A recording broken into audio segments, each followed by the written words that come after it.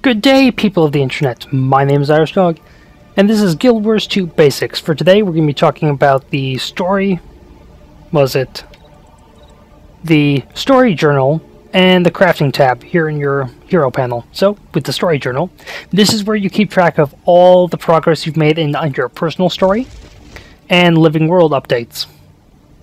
So, here in your personal story, very first tab you will ever see is your character's name, and then a little synopsis of what choices you made when creating your character. Your personal story will actually start when you hit level 10. That's when you get your first set of missions and instances that will take you across the world of Tyria. Then to progress through all the other instances, every 10 levels you will earn another one. So, first one, level 10. Second instance, level 20. Third one will be level 30. Fourth one, 40, and so on and so forth. You can see what you like. You can see a little synopsis of what happened in the actual episode. Well, not episode. In the actual story you did. And then you can see what you have to go do. You can see up here in the corner what your current objective is for your story. Next one is Living World. Living World is the way that ArenaNet gives you new stories. So instead of you just completed your personal story, you have to buy another expansion to get the rest of it. It actually comes to you for free every 2 weeks, and you have all these things to go through. So you have to go through this, but you have to be level 80, that's the one thing. For Living World, you have to be 80 as of right now, and then go through this, and then you can play the episode. Like, I can play the episode. I suddenly have my story change, and I get a message delivered continuing the story, and that's what it looks like.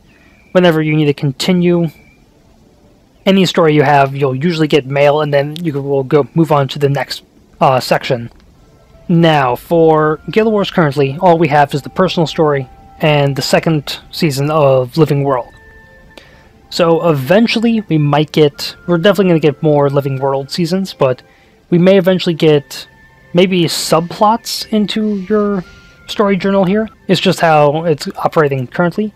And to actually find where you have to be on the map, Guild Wars has a system where you have to look for this green portal thing on the map, and it won't just appear here. It could be like all the way over here, and it will show you where to go. It will direct you if you're in like Lion's Arch, but you need to be in Gendaran Fields. It'll put the portal, well, we'll put this little green marker on the exit out of Lion's Arch. And then the green marker will be a star that appears out here in Gendaran. So, while you're here in Lion's Arch, you can see on the minimap as well, you have these green arrows directing you where you need to go. These arrows will change depending on where you are, so if I'm way over here in the Mystic Plaza, the green arrows are still directing me in the direction I need to go for my quest. Well, the instance I need to be for story. When you come up to the story instance, it will be a green star. And that means you have a new story here. When you get in close enough, you'll be prompted with this little message saying, yes, enter instance, or no, stay in the world. If you have a party with you, when you press yes, another little box will come up and it will say, waiting for your party to accept invitation, and then your party members will say accept or decline. I don't know what happens if you press decline, but when everyone presses accept, you all come into the story instance at once. Okay, there are two kinds of markers you can find. You can find the green ones. You can find green markers saying this is your current objective. But when you're doing repeatable content, so